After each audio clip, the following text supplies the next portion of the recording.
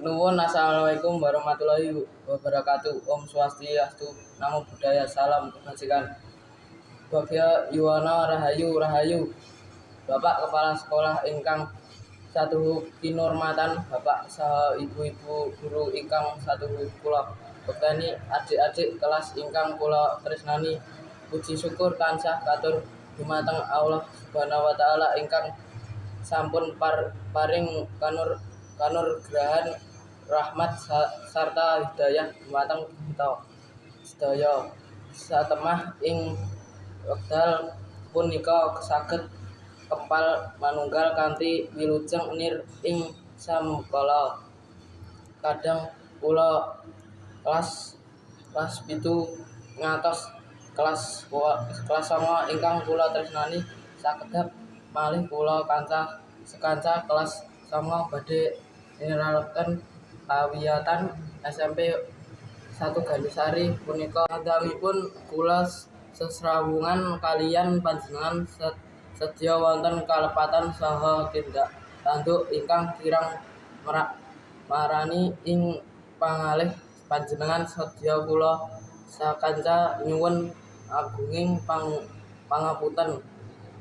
Awrat sejatosipun kula bepisahan niralaken pawiyatan punika niralaken adik-adik kelas kula ingkang sampun kula anggep kados dene sedherek piyambak. Nanging kados pundi malih jer kula panjenengan sadya namung titah sawatah, boten punawi nyelakake pepesting kula Gusti ingkang Maha Kuwaos. Adik-adik kula derek paring pepenget dumateng panjenengan sedaya sakmedal kula saking pawiyatan punika. Pangajap kula adik-adik sageda dados siswa-siswi ingkang tansah mbangun miturut dumateng Bapak Ibu lan dados murid ingkang pinter saha kreatif. Adik-adik ingkang kula tresnani, kula tansah njuruk donga lan pamuji mugi-mugi ingkang taksih wonten ing pawiyatan mriki tansah pikantuk pangoyaman Allah Subhanahu wa taala. Sametan ugi kula nyuwun donga saha pangestu mugi-mugi kula sakanca saged ngajelaken wonten ing pawiyatan ingkang langkung inggil.